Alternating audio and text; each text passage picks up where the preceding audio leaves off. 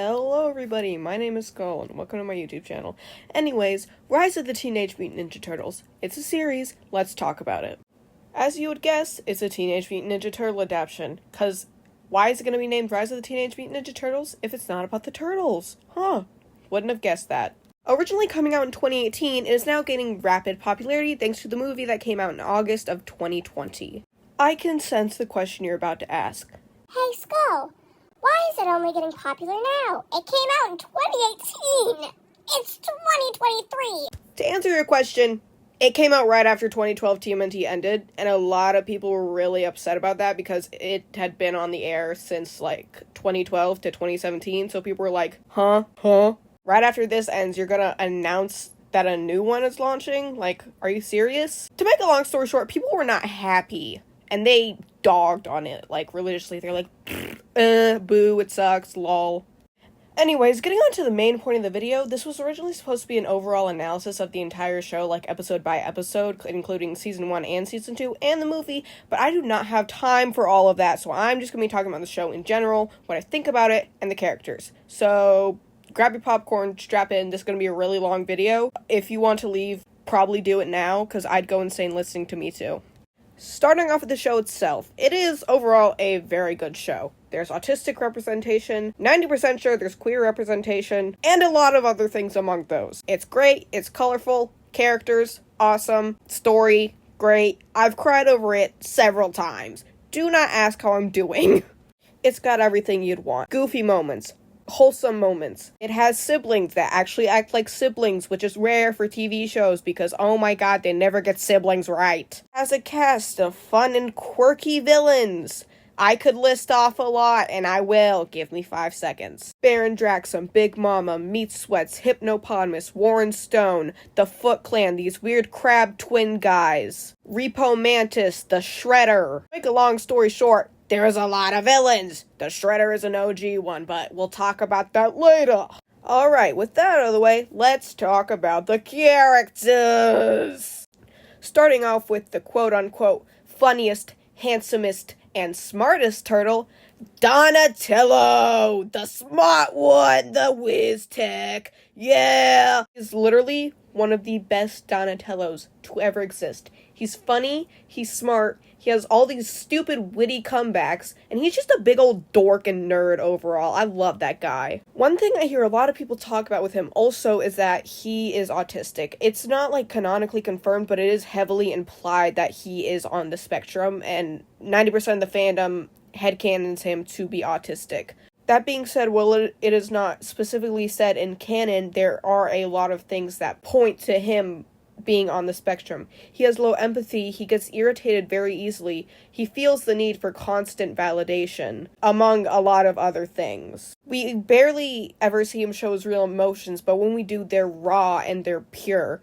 We only really see him super upset and cry on 2 occasions, which is in Turtle Dega Night's Ballad of the Ratman, where he snaps at Splinter for lying to him about this, father-son thing, and in the movie where he cries when Leo literally gets sent to what I can only describe as the hell dimension for the Krang. Overall, Donnie is not the most outwardly emotional and affectionate out of his brothers. And of course, you can't talk about Donnie without talking about his other half of the Disaster Twins. Leonardo, the blue one. The leader, if you will. Except he's not the leader in this one, it's actually Raph, but we'll get into that later. Leo is a whole can of worms. Leo is quick on his feet, he's quick with his mouth, he always makes these stupid one-liners. He's also very strategic, he's very good at making quick plans and just coming up with plans out of literally nowhere. However, I do think Leo has an inferiority complex because he's always dead set on proving that he's a champion and that he's good and that he's useful and helpful. This eventually becomes a big issue in the movie where he sacrifices himself to save the world from the Krang literally taking over and demolishing everything. The fact that he was willing to go as far as risk his life just to prove that he's useful says a lot. Overall, Leo, please go to therapy. Anyways, moving on because I still have 5 other characters to go over, we're going to be talking about Raph, the oldest, the red one, the leader in this one. Okay, I want you to take everything you know about Raph and throw it out the window, because he is completely different in this one. He's still somewhat aggressive, but oh my god, he is the biggest sweetheart you will ever meet. God! He's kind, he's family-centered, he's compassionate, he does what he believes is best in general. Now, the big thing with Wrath and Rise is he tends to freak out when he's alone. He literally cannot do things alone. He can't process even being alone.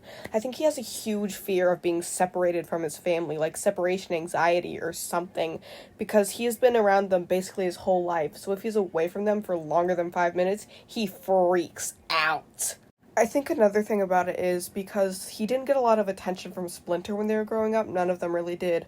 But since he's the oldest, he feels that he's the most responsible for his brother's lives and the lives of the people he cares about. So that's another reason why I think he freaks out a lot when he's alone. I honestly could spend a whole video going into Raph and talking about him, but I do not have the time to, so we're gonna move on. Next up, Mikey! Michelangelo, the artist, the youngest, the orange one, the Booyakasha, the stupid one, as many people call him. Mikey is a very positive and upbeat person. The quote-unquote Dr. Feelings of the group, he believes that people are capable of change, and he sees the good in everyone. Well, he sees the good in everybody, but the Krang, but that's another story! He believes everybody is truly capable of change. A prime example of this would be with Baron Draxum, and how he helped him get back on his feet, and literally reformed him from bad guy to glad guy, in his words. However, this isn't always a good thing, because, in one instance, his seeing the best in everybody and thinking people can change backfired. Meat sweats. He basically, absorbed this one guy's niceness and was like, I'll buddy with Mikey. And it wore off a while ago, but he just kept pretending because he wanted to use Mikey to get somebody. And Mikey was really hurt by this. His brothers do say he's sort of sensitive, and I get why they would say that, because in a way, Mikey is sort of more emotional than his brothers, but that's just because he's more open with his emotions than the others, because he's the youngest, and he feels sort of like he needs to be the glue of the group and the mediator of things, and he feels like he's the one responsible for keeping everybody together. To make a long story short, Mikey is the therapist of the family, a people pleaser, and probably has ADHD. I'm going to be saving Splinter and Baron Draxum for last, because I want to go over April O'Neil. I love her so much. She is such a cool character. One thing that 2012 TMNT fans and Rise fans alike can agree is that Rise April is significantly better than 2012 April. 2012 April contributes nothing. Oh my god, she just stands there and is like a redheaded person. She's just there. She serves zero purpose. On the other hand, Rise April actually helps the guys out. She goes on missions with them sometimes. She fights a lot. She has this cool baseball bat. She beats the absolute living crap out of these guys. It's fun. She's fun. She's a spunky, upbeat girl. I love her. Long story short, April is their big sister, and you cannot tell me otherwise, and also she solos 2012 April. Moving on to Splinter, or Lujitsu, or Hamato Yoshi, or whatever you want to call him. The father of them, except in this one, he's actually their biological father? ? Former action movie star Lujitsu and turned rat, now father of 4 turtles. Splinter isn't exactly the ideal dad, but he tries his best. He wasn't exactly there for them when they were kids, because I guess he was he's still very hung up about being like this little rat man, because he used to be like a whole movie star, and then one day he's like a rat. He's like, well, every day I wake up in this little rat body, and I just want a sense of glory back in my life. I don't blame the guy, but dude, be there for your children. Why do you think they're so messed up? Overall, he was kind of a neglectful father, but he's trying his best now, and I think that's what really matters. Baron Draxum! Ah! Where do I even start with this guy? Oh my god, he is so goofy. Goofiest cartoon villain to ever exist to her, and it goes to Baron Draxum. Love this guy. The crazy scientist thing, sheep, man, whatever he is. Anyways, in a way, he's also the turtles' father, because he literally made them. So, Congrats, Turtles, you got two dads. One's a former movie star, the other's some weird sheep guy who makes mutants and sends them to kill people. Long story short, Draxum is just your basic, like, goofy cartoon scientist. He's crazy, love the guy. That's it! Overall, Rise is a great show. You should watch it. Please watch it. There was supposed to be 3 seasons, but they cut it in half because literally nobody was watching it. Watch it, stream Rise, please, and thank you. Thanks for watching, like, and subscribe. I don't know. I don't post ever, so don't ask for another video. Chicken, chicken, chicken, chicken, chicken.